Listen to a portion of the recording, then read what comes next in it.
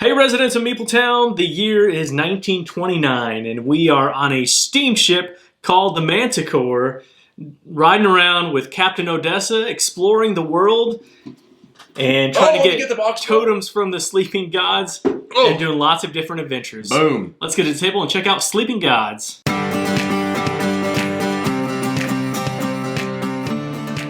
right, residents of Meepletown, first, the most important thing is that I was driving here on the way to the office, on the way to the Meepletown studios, and I realized, I didn't even realize it, but I have my sleepy hat on for Sleeping Gods. It was a coincidence that You wear that to bed? Is that a... Yeah, every night. Ugh, I have those grown-up onesies.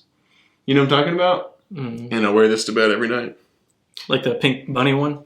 Mm-hmm. All right. That's it. Hey, would you Can we talk about the game? Yep. All right, so Sleeping Gods is set up and we are ready to roll. Now, there's a lot going on here on the table, but it's really, this game is not that complicated to just dive right in and start playing. So you may be like, we try to get it all on a good camera shot. So it does take up some table space, but man, not too difficult to just dive right in, and that's what we're going to do. Yeah. We're going to actually do today, we're going to use there's a quick start guide, and it has a quick scenario.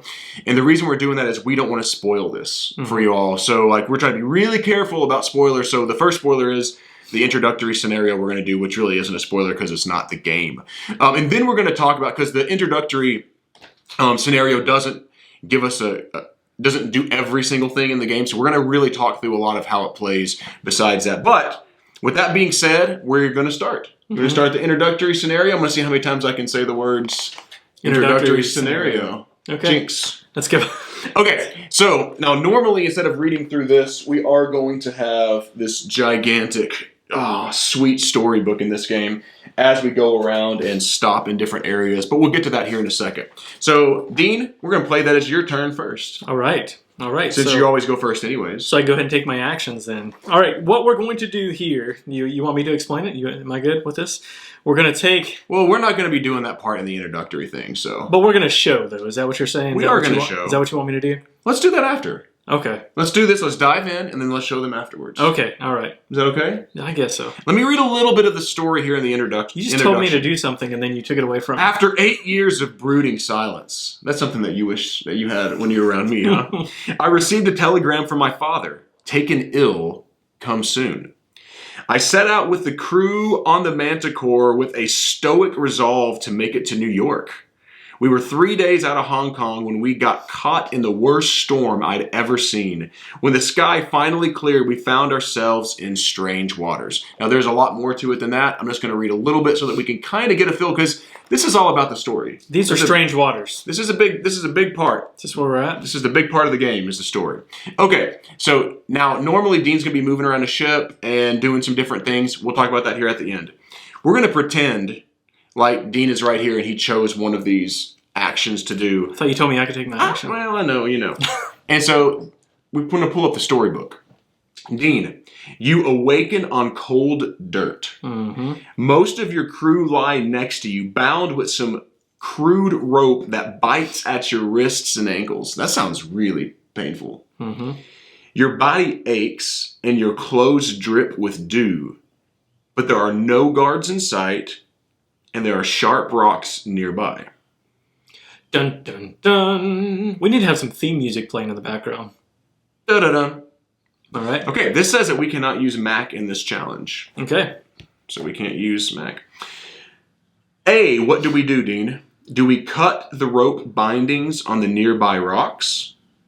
Or do we wiggle free of the rope bindings? If we want to cut them, we have to have cunning 5. If we want to free, then we have to have strength 5. Ooh. So, wow, I've got... And this is me. I've got more cunning over here. Plus, we've got Captain Odessa. So let's do that. That's okay. Okay. That's the cutting, or that's the cutting on the rocks. Yes, and the wiggle free was the strength. Okay. All right. Okay. So you tell them what happens. So these are challenges that are going to happen all over the course of the game all the time. Yeah. So we're going to put these strain tokens on our fatigue. Characters. Mm-hmm. Strain, fatigue. It's get out of here. Synonyms. All right. So I will put one on here. What we're trying to do is match up these symbols right here. Now we don't have to put all 5 of the symbols the fatigue tokens on all 5 of those symbols, because we'll be able to draw a card that will assist with that. So there's a little bit of push your luck right here, because I don't want to fatigue all of my characters. Yeah. And at the same time, we want to make sure that we pass this and we get out of our ropes. Otherwise, we're going to be stuck on the boat for all of eternity and never be able to escape. It's all up to us right now. No, That's not true. You're just making that up. I don't know what's going to happen.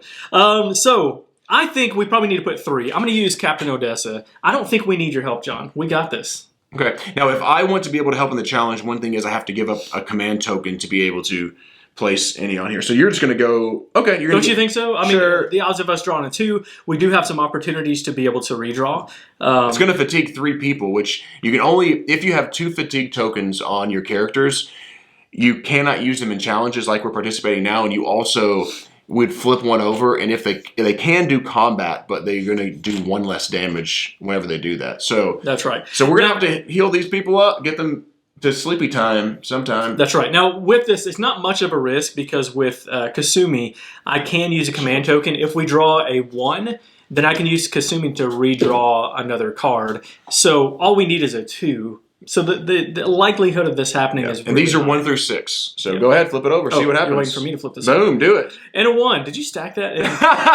No, I didn't. Stack that against me? No, totally random. All right, so I'm going to use my yikes. 1 and only command token. Boom. That We're might gonna hurt put that us on Kasumi. I should have stacked the deck, huh? And then we'll flip another Let one. me flip it. Okay. Obviously, you don't know how to All flip right. it right. 2. There we go. That's exactly That's what all we we needed. So we're good. Okay, so now that we did that, we're going to keep the story going. That was quite the I'll tell you what. quite the waste of a command token. Now, at certain points, maybe we would have received rewards. In this scenario, there is no reward. We just don't lose. We would have lost 3 health if we would have not been able to do that. All right. So the story continues. Now free. So now we have, just to go back to the story, we have cut the rope on the bindings. So we're free. I'm free. We're free. We're on the same team, dude. Okay. You didn't help out, is all I'm saying. We didn't talk about how our records, because it doesn't matter about our records in this game, how many games Dean has won versus me, because we're on the same team. That's right. Except technically, I just won that. You didn't do anything. Now, sorry. Wait, where am I at? Now free, you peer outside of the wooden hut. Dark pines tower overhead. Near the edge of the brush sits a rough cage made of wooden slats. The door is fastened shut with a mechanism attached to a nearby tree. Inside, a woman lies on her back, her eyes closed. We should get out of here, says Kasumi. She's out of here. She's like, She knows. She's our hardest worker. We don't have time, says Raphael. Where's Raphael? Right here. This guy's like, we don't have time. Can I have a say? The woman says in the cage, opens her eyes and sits up. Now that's a little creepy. Okay. So we're talking, and now this woman in a cage opens her eyes and says, can I have a say? I don't think we need to give her a say. Name's Mac. I greatly appreciate some help. Oh, she didn't say that. It's Mac. She's not creepy. No. Okay. In this scenario, she probably should have been off the board, by the way, right now. We said we're not going to use her, though. So You crap. There's no way it says that in the book. There's no way. You crack. Okay, which is not, it's basically the same thing. Never mind. I'm not. Yeah, just keep going. You crack open the crude lock with a rock. As soon as you break her out, you hear a sudden snarl behind you. 2 bull-headed monsters emerge from the woods and charge. Oh boy. Okay. Combat 1 and 2. Whoops, it's not in the right order. All right, so the storybook is going to tell us which monsters to bring out. All right. So combat 1 and 2. So now it's time to do a little combat. Oof. Those are bullies. Yeah.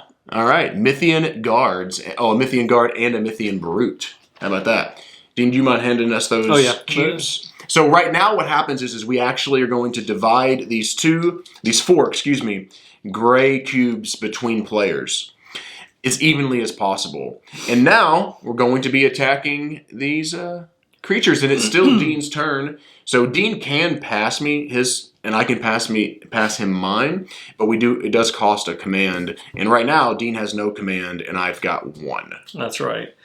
Which does make it a bit of a challenge because what I'll need to do is what I have is this little symbol on here. I always think it looks like a little doggy symbol. It's not. It's like a skull symbol on here, whatever that is. Which in the window. Mine is a +2 at best. So Gregory and Kasumi both have +2. And even if I attack this one, the Mythian Guard, I have to have a 5, which means I would have to draw a 3 out of here. There are ways to add to that, but not for me because I don't have any other command tokens. All right, I don't really have a lot of good people to battle this out because I don't have my command tokens. Yeah. So I've got some better, like, this was totally random. Yeah. Whenever we did this. Anyways. I might have to risk it. I think at some point I might have to risk it, which actually I'm going to go ahead and risk it now. Let's do it. John. I'm just going to risk it. So my best player is either going to be Kasumi or Gregory. Your best for accuracy. That's right. Captain Odessa is going to... And now both Dean and I can control Odessa on our turn. So I'm controlling mine, and I can also control her. That's vice right. versa. Yeah, for accuracy. So I have a +2 for both of these. Everyone else is a +1. Now, you're right. Captain Odessa can attack for more if she hits, but I feel like accuracy is important right now because I can't enhance that with any command tokens. Positive is that we flipped a 1 and a 2. So hopefully we'll get better ones now. You would think so. We got those little ones out of the way. You would think so. What now, if I stack the deck with 1s and 2s? The bad thing is, if Kasumi gets hit, let's say I attack the Mythian Guard, and I'm not going to kill the guard, so they will attack with 3, and if I don't cover up this one, it'll be 4, and her health is only a 5. Then cover it up? Yeah, no, I will. I will cover it it up for sure, but it's a little challenging. Let's just do it. All right, I'm frazzled here. So I've got a 2. So I'm gonna have 3. to. That's right. I'm gonna have to flip a 3. Boom, 3 exactly. 3. All right. Get these cards upside down. That was good. That was big time. All right. So what happens there is I'm going to hit for 3 also, and I have to either attack. I think you said this either horizontally or vertically. Yeah, you have to do orthogonally adjacent. You can even do it's like a slash. You could even do like a an L or something like that, or a T, but you cannot go diagonal. And Dean's also going to share that you can splash damage, which is really cool. And you're going to see that right now because that's exactly what I'm going to do. She's going to attack for 3, and what I'm going to do is I am attacking the Mythian Guard. I said I'm going to attack here, here, and here. So what I'll do is go here. I'll go here. There you go. And I will go here. There we go. And so that was a splash damage on top of the Mythian Brute that I'm going to hit. Yeah, so when all their hearts are covered up, then the battle is over and we win. We kill them. So Dean... But I also... Yeah, I was going to say, Dean didn't cover up a heart there, but he also covered up a synergy That's token. right. And so what happens is I'm going to give John a synergy token that is a benefit from Kasumi specifically. Each character has their own synergy token. And hers is going to be an extra damage. So I'm actually going to go ahead and put her on Mac here because Mac's really good at attacking accuracy and does 2 damage. If I can hit, then I could do 3 damage right off the rip. That's right. So now the Mythian Guard is going to attack with a 3, and she does not have anything to guard against that, so she's just going to take 3 damage. That's right. So as Dean mentioned, some of these characters have shields that automatically. Now, one thing also that as you progress through the game, you can absolutely get new weapons that have shields that do more damage and all that really neat stuff. Okay, so now that it's my turn, did the damage there, I am going to go ahead and attack with Mac because again, Mac only needs. I'm going to have to draw 2 to hit, or 1 to hit the Mythian. I guess that's interesting, Dean. I'm actually going to go for the Mythian Brute, and the reason I am is because it's easier for me to hit the Brute. Yeah. All I have to do is draw a 2. And if I draw a 2 and use this, then he's dead. Mm-hmm. So here we go. 4. Ooh. Boom! Wow. Okay. I didn't put that on there. Okay. So I would put a heart here, here, and here. I'm not going to get it over there because it doesn't matter. Now I also am going to get to give Dean Max. Look at that. That's perfect. All this. Oh yeah, that is really helpful. So he is gone. Killed him. So even without very many command points, this scenario is it's introductory. It's easy. The monsters get way harder, and the battles get a whole lot harder. They get progressively harder as you get through this deck. We are playing the 2 easiest ones. And not that this was super easy for us anyway, because we without having built up anything on our characters yet, the accuracy of my character is not very strong, and really only 2 of yours are really good. But okay, so I did give that to Gregory Little. Gregory is going to attack next. He has an accuracy of 2, so I will need to draw a 3. And I don't have any, again, no command tokens to be able to help. But he can also use this synergy token. Right. Sorry, so he really just needs to draw 1. That's right. And if I'm able to do that, then I'll be able to. It's a 1. Attack but that. But it worked. Good thing you got that synergy. Yeah, that was really helpful because he would have had to have drawn a 3 in that case, and that would have been unlikely, I think. Yeah. So I will hit for 2. I don't have any other modifier card that I can help with that, and so I will hit both of those. Bada bing, bada boom. The synergy token and all that, but we'll just move kind of on. But we'll just knock them out anyway. All right, let's see what happens. All right, we kill those Mythian creatures. Okay, let me make sure I'm in the right place. Okay, you head down the path to the beach and the crew mutters relieved oaths at your sight of your ship, the Manticore, anchored nearby. You climb aboard. When you climb aboard, you find Gloria, the ship's purser, tied up to the quarterdeck. So here's a Gloria, and she's tied up. She looks like a nice lady. She's tied up. Jeez. There's some not nice people on this island. What a lovely trip this has been, she says with a smirk. Mac thanks you for saving her. So Mac, she was awesome. I mean, she's we our needed big her warrior. for sure. She's awesome. All right. Mac thanks you for saving her and explains that the gods brought her here as well. I'm from the States. Atlanta, originally. I like that. Do you? I like this. Yeah, I think that's cool. Atlanta? You think Atlanta's cool? I just think that it's cool that it's got this like different theme that incorporates things like Atlanta. Yeah, I like an alternate timeline 1929. That's neat. Okay, but I've been lost for 15 years, she says. I tried to get home, gave up for a while, then tried again. I'm willing to join you, but I lost all the totems that I found. So we're starting from scratch. I can give you some ideas about where to start looking. You nod. Then let's get going. Place the ship. So this is the ship, which I guess we had it on the map already, but place it in location 2. Boom. Okay, restore all crew health. Remove all crew fatigue. Gain 3 coins, 1 grain, which we already did. Look at that. Yeah, and gain quest 1 and 2. So we would actually go into the quest deck and gain those. Now the quest cards are going to have keywords on them, and so it's just gonna play throughout the story. Is the way that's going to work. So you may get to a scenario in the game, and it says, if you have keyword pink, go here. If you don't, go here, or whatever. And so if you have it, it's good. So as you're questing and gaining items and everything like this, you're also gaining those keywords that help you progress through the quests and through the rest of the game. That's right. So with that said, Dean, let's go ahead and talk about, so now that was just an introductory scenario. What's going to actually happen on our turns is I'll let him share all of these. You're going to first do a ship action. You never let me play the introduction scenario. That's my very first experience with that. With the introduction scenario? Yeah, that was very necessary for me to understand all of the story for the rest of the game. You think I should have done that before? Yeah, absolutely.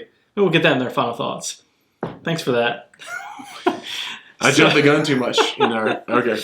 All right. So with the actions that you're going to be taking on your turn in the main game after the introduction scenario, it's all laid out on this board. So basically, you're going to take a ship action, then you're going to flip an event card, then you're going to take 2 of these actions down here. With the ship actions, you're just going to take does this guy have a name? Is this Captain Odessa? I don't think so. Okay. A deckhand, maybe? A deckhand.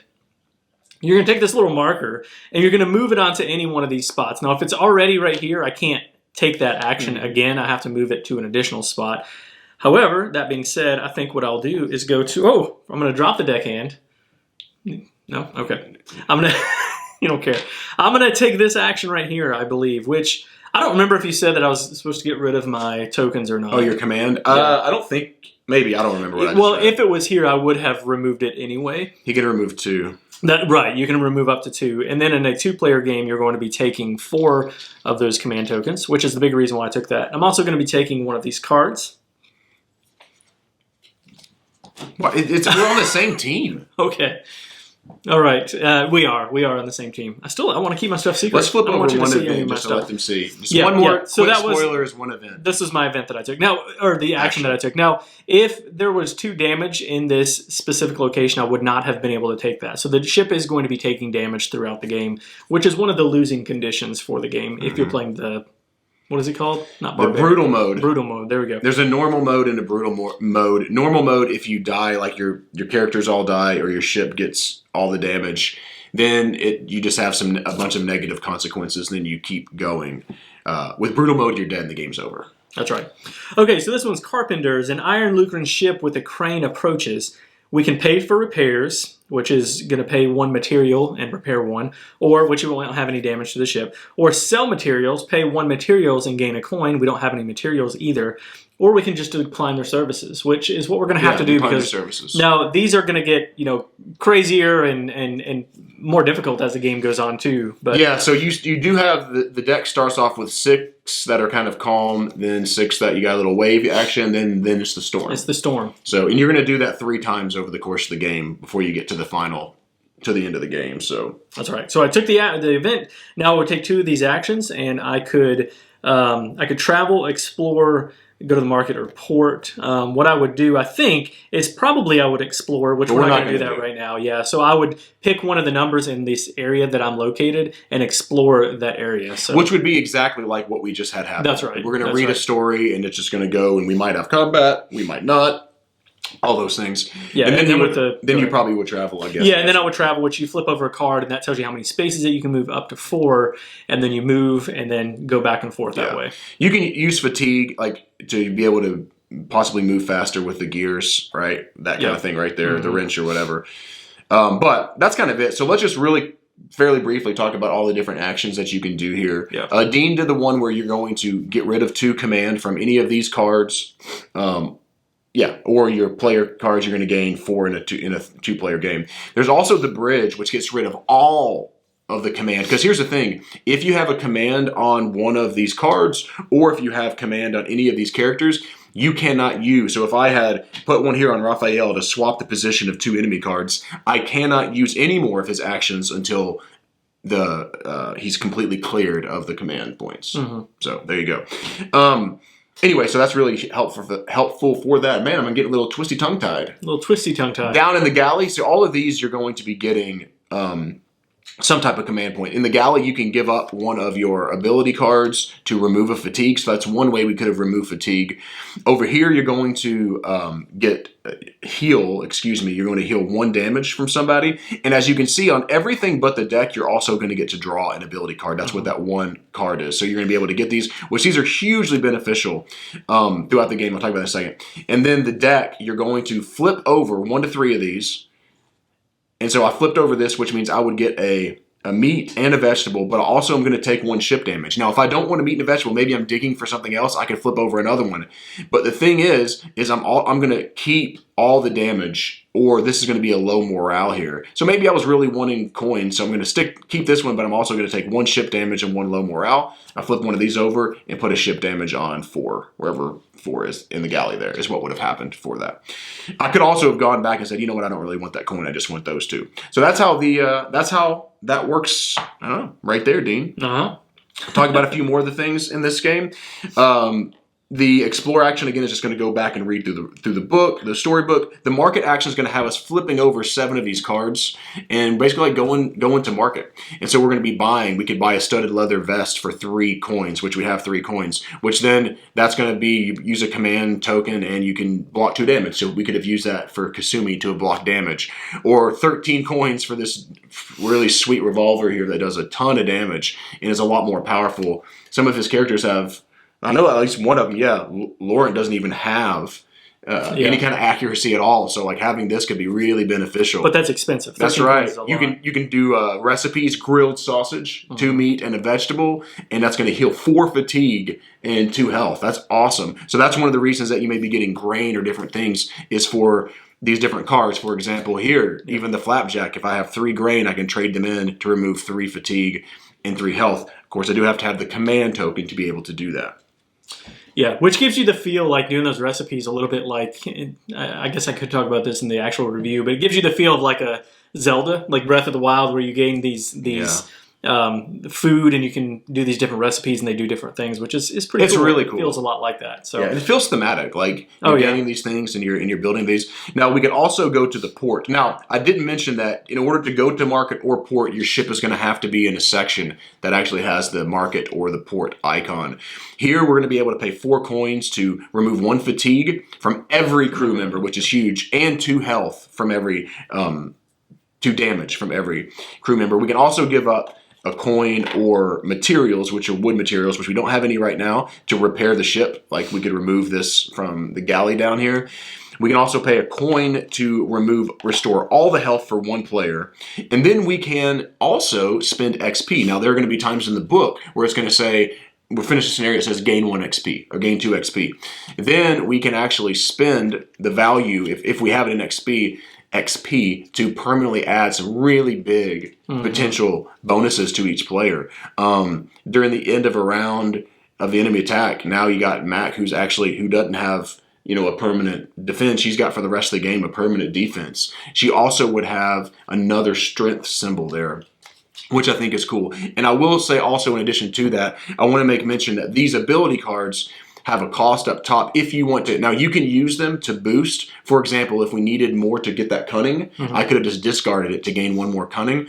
But I could also pay 2 command points and attach it to any of my characters here. And now, not only does it have a benefit that could be an ongoing benefit, or this one says discard the equip card to give this crew member 2 block, but also now he has 2 cunning. So they get better as time goes on. Now, which is huge because you don't have to use, we had to use 3 of those fatigue tokens on there. Now, if he had just built up, 3 cunning on himself, then you'd only have to use 1 fatigue token for him. And that would have been it. Yeah, that's it. That's it, just the 1. Now, they can only have 2 ability cards. Now, the experience is not included in that. Yeah. So you can have those experience cards, but the abilities only go here. And so you can get rid, if you're like, I really like someone better, get rid of that card if you want to be able to do that. All right, whoo! There's a lot going on there. So I'm going to go ahead really quickly then and mention the expansion. Okay. And then we'll talk about what we think about. So we have the Tides of Ruin expansion right here. Oh my gosh, I always have such a hard time. It's tricky. Doing this. It's backwards. It is. It's backwards. It's crazy. So in the Tides of Ruin expansion, just very briefly, what we're going to do is we're going to have another storybook. So you're going to get more story. You're also, and I don't want to spoil too much, you're also going to have new maps. So you've got a whole new map thing. So this is huge. This is a big chunk of it. Is just, man, this story can continue to go on if you've explored a lot of the other story, which there's a ton of hours and a ton of stuff to explore in just simply the base game, for real. Like hours and hours and hours. But if you want more, you have that. But also it adds this interesting, it's called arcade mode. So you're not actually going to be using the map. You're not going to be using the ship and all these things. You're going to be determining at the beginning if you want to do like a short all the way to a very long game, over 5 hours even. Kind of like a card game of this, where you're going to be drawing a certain amount of these like scenarios and a certain amount of enemy cards, and you're going to be playing those, and it may be like, all right, draw these 4 enemies now, and you're going to draw those 4 enemies and you're going to have combat like we just did, and then you're going to also get these types of reward cards. So just really cool, actually. A really cool way to say, you know what, I don't want to take up too much table space, maybe a lot less table space. I want to dive right into it, but it also adds more game. Like it's more story. There's more to this game. Well, whenever you add this arcade mode, I think that's really cool. So that's really mostly it. With it does add more events, and there's more adventure cards and different things like that as well. So it's basically like a little more of everything, and then it adds that arcade mode as well. Yeah, absolutely. So gameplay thoughts? Or in general the art and components of. Oh shoot! Yeah. We didn't do that. My bad. Yeah, so let's talk about that briefly. We are playing with the Kickstarter Deluxe version of this, so we've got the metal coins. Just know that those are not. You probably should dive more into this. You know exactly what's included in that, but you do. But the metal coins are not included in that main game. No, they would just be, which are fine, honestly. I mean, these are fine. But the metal coins feel awesome. These are some of the best metal coins ever, I think. They so just good. feel really good. They're hefty, and they're not like just flat. They have like this curve about them. Like they're, what is that? What do you call it? It's like it bows out on both sides basically. So it just feels really, really pleasing, aesthetically pleasing. The art is amazing. I mean, it's what you would expect from Ryan Laukatt's games. The art is on par with all of those other games. I just really love it. I love the feel. The box cover I think is really, really cool. Awesome. I love it. I love it too. It's just like this creature that's about to come up and destroy the Manticore, which I love that. It kind of puts you in that that feeling, and all of the art, like it brings you into the theme of the game really nicely. I love it. I've got no complaints, like all positives, to be real. Like I like these flip books more than having to get out all these pieces and add these, hexes and all this stuff together. Yeah. And I generally speaking, I actually really like these types of books, and good quality. The cards are all good. The card stock's good on the pieces that are cardboard. Yep. You also do have like the blood, the wound tokens and stuff like that. These are pretty nice pieces of wood. Yeah, the ship could have been a cardboard standee. I don't know, is that a deluxe thing or is that standard? No, I think that's standard. Yeah. So anyway, that's really it's nice. all good. And then the metal coins are sweet. Yeah. I have to admit, they cost money. I mean, you have to make that decision on whether you would do that or not. But they're really, really nice. Yeah. The art's beautiful in this game. It really, everything just draws me in to the game. This is the player mat also. So they sent. Red Raven, sent us all this stuff. I just want to let you all know that. And we got this, which I really like the battle mat as well. You don't have to have the battle mat. I mean, you can just lay them out, but I think it's sweet. It does have two sides. So depending on where you're at in the game, I don't want to flip through this. This will be more thematic to actually be on that side. And that's what I do. Every time I play it, I'll flip it based on what the map looks like or the kind of location where I'm going to on the map and different things like that. Yep. So just all really positive for me. Yeah, totally agree with that. Gameplay, you go first. I'll let you go first again. All right. I talked a lot during, all that other stuff, so people are probably tired of hearing me talk. Okay, gameplay is fun. Just so you know, this is my style of game. This storytelling, adventuring game, where the story is the most important piece as opposed to the mechanics of the game, which the mechanisms really in this game are not bad at all. But let me just say that it is more heavily based in storytelling, which is my jam. And the storytelling is really cool. There's lots of different places to explore in here. And now, look at this. These are all these spots are on one page. Just in this one page. It's this. Yeah. Now, some people will love this and some people will hate it. For me, I really like it. But to just throw it out there and say, where are we going to go? When John was teaching me this game the first time, he was like, all right, where do you want to go? And I was like, okay, what do we need to be doing? Well, what do you want to do? And for we some have to people, go to areas to get quests to kind of help point us in directions and stuff. And some people will absolutely hate that because they're not going to I want to have some sort of focus here. Yeah. But for me, I kind of like that you can just explore whichever direction. That's one thing that you were into. Like whenever I told you I was trying, you were like, oh, I love those types of games. Yeah, I love exploration games in general. But the fact that you have this open world in a storytelling game, I really enjoy that quite a bit. But again, some people are not going to like that. Mm-hmm. I enjoy you have to take care of the ship that you're on, that it's going to be attacked at times, and you're going to have to manage that along with going on these different quests.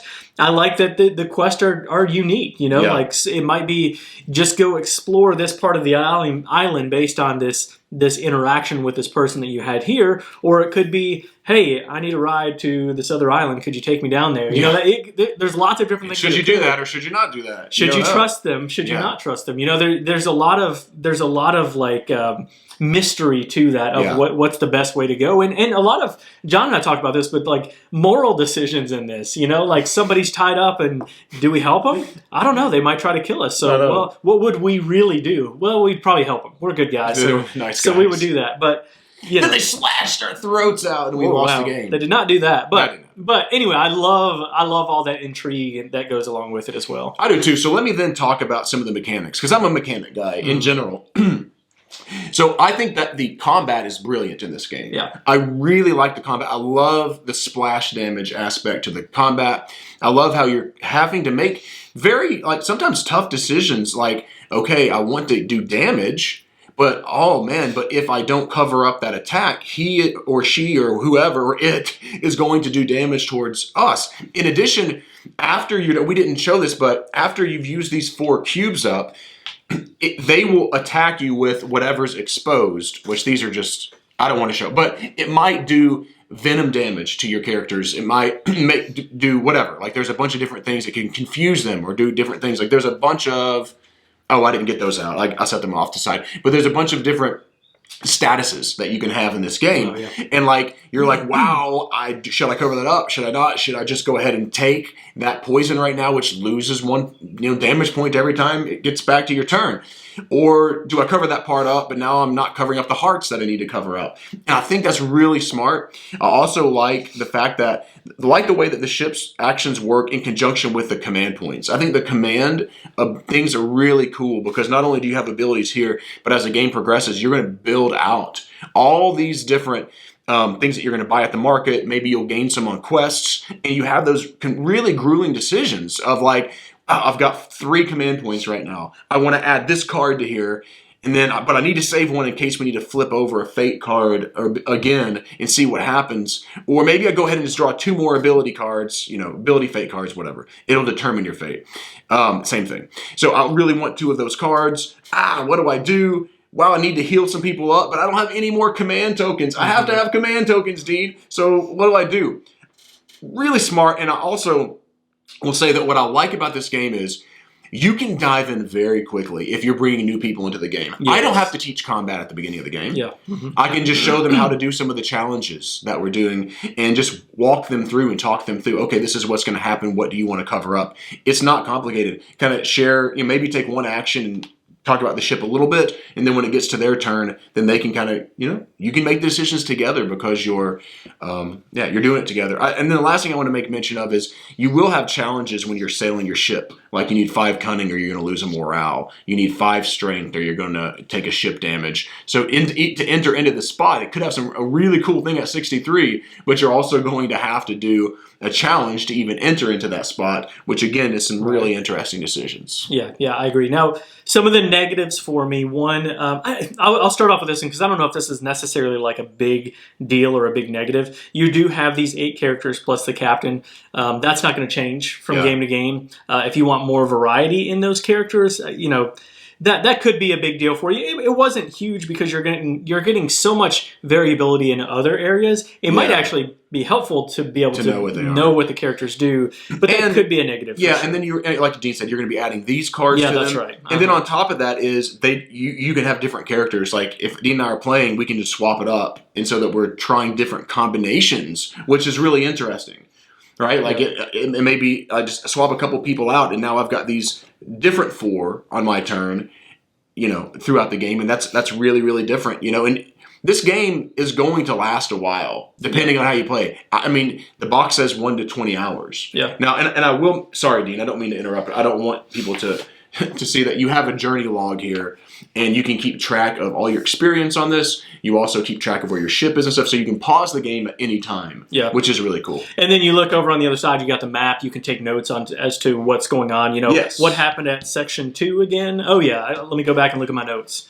Yeah, what keywords are we going to actually look for? Because it mentioned that if I had keyword open, you could. There's a chest there, but I don't have keyword open or keyword key or something. I don't have the key to open the chest. So which we is want to neat. go back. We got to see what that is. That's right. That's right. To have those kind of play off of each other. Now, another negative is how the game ends. It's kind of weird. Maybe not how the game ends, but I mentioned the open world of this. Well, what am I trying to accomplish? I don't know. The game is going to. We're supposed to get totems is a big deal. You're going to get a lot of points for totems and. Just different, and in the book, there's just based on how many cards you have, different things like that. You're going to score a set amount of points. Yeah, and so for me, I would have liked to have not necessarily know exactly how the game is going to end. Like you'll see that from how the game plays out. But I would have liked. I guess brutal mode is the way to play. I think because you're actually killing off players, and you can actually be defeated. Your ship can be destroyed. Your players can die. Like I like that aspect of it. Yeah, you'll just be done. You start all over again. With normal, you're just playing for points, and you are, kind of seeing what happens as the game goes on. And I don't know if I love that. I think Brutal Mode, again, is the way to play that because of that finality and because, you have more to play for, I think. And that's one thing I agree with you in a sense. And maybe I want to say, if I missed it, put notes in the comments. I read through the rulebook so many times. I was looking to see a range, like most games have. Like if you score between this and this, you were terrible. If you switch this and this, and maybe the reason is because there's so many paths and so many scenarios that it's really hard, to tell.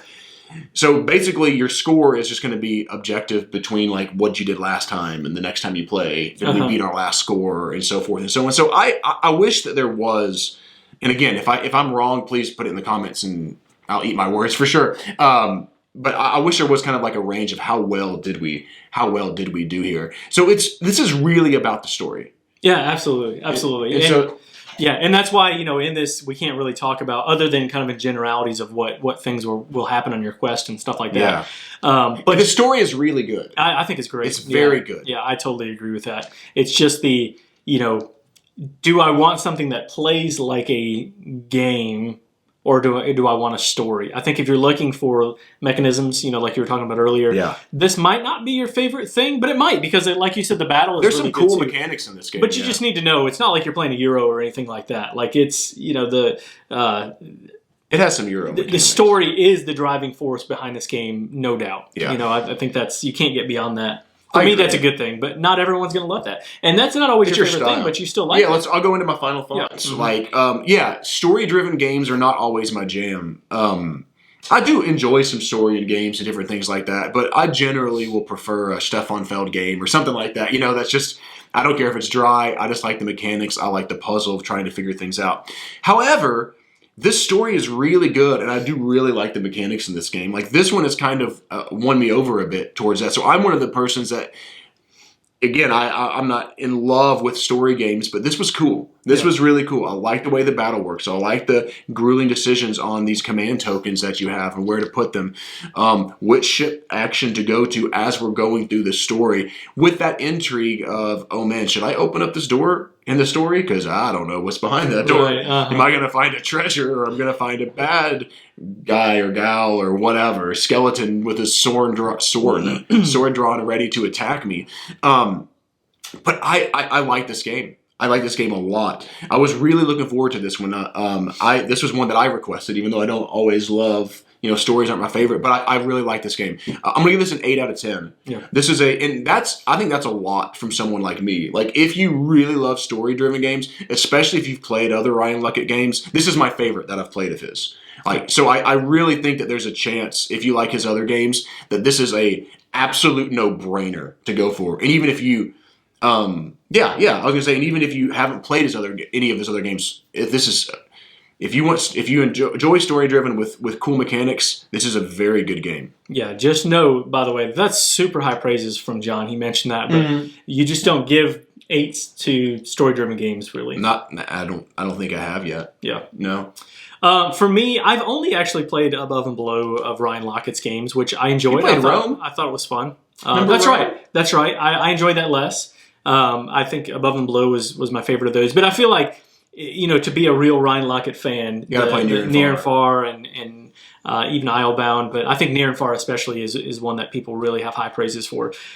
Out of the 3 that I've played, this is by far my favorite. I'm going to give this one an 8.5 out of 10, and this is again high praise for me. This is more of my jam. This is a good game. The thing that doesn't elevate it just up to that 9 range is my issues with kind of like, what am I doing here? Like, not the open world. I like the open world, but like, how is this going to end? How am I going to, like, what am I trying to accomplish in this scenario? And that's just going to unfold through time. And some people are going to absolutely love that. I don't hate it. It's just not my favorite. I think I like the idea of having something in mind. Like, we're trying to, get out of here, or we're trying to, rescue the princess, that sort of thing. But this feel of that I get. But you also, we also have not played through an entire That's game. right. That's right. We played hours of this. So there could be epic battles at the end of the game that does give you that kind of finality. And I'm sure there is, but to not have that at the beginning, to know what you're playing for, and like it's not like Koopa came and took the princess. Exactly. Like, shoot. It's funny because this game reminds me of like a Zelda. It reminds me of like King's Quest back in the day. It has that same feeling. King's Quest. You have an idea. You remember that? Oh yeah. I played all of those. Man, those are good games. Those are excellent games. But you know what you're doing, right? You have an idea of what you're trying to accomplish even from the get-go. I prefer that. But Still, 8.5 is really high praise. This is a really fun game. Yeah. And an 8 from John. Well, I mean, the story, you're trying to get the ship back or whatever, but that's not, that hasn't drawn you in, I guess. That's right. That's right. It's not enough. Like, yeah. To have it. But 8.5, dude, this game is awesome. Part of that's the mystery, too. You know, we mentioned, like, this is a mystery game. And so that makes sense. It's just that's the part that knocks it just a slight hair for me. All right. 8.5 for me. 8 from John, high praises. I just punched him in the arm. Tell people how they can get in touch with us. If you're enjoying our channel, we'd love for you to subscribe to it. Go to MeepleTownGames.com to check out all of our stuff. We're at Meepletown Games on Facebook, Instagram, and Twitter, and we're Board Game Geek Guild 3407. Thanks for coming down to Meepletown. Thanks for joining us, and be sure to follow us on Twitter at Meepletown Games, and connect with us on the Meepletown Guild, Guild number 3407, at BoardGameGeek.com, and also subscribe to our podcast and YouTube channel. And until next time, thanks for coming down to Meepletown.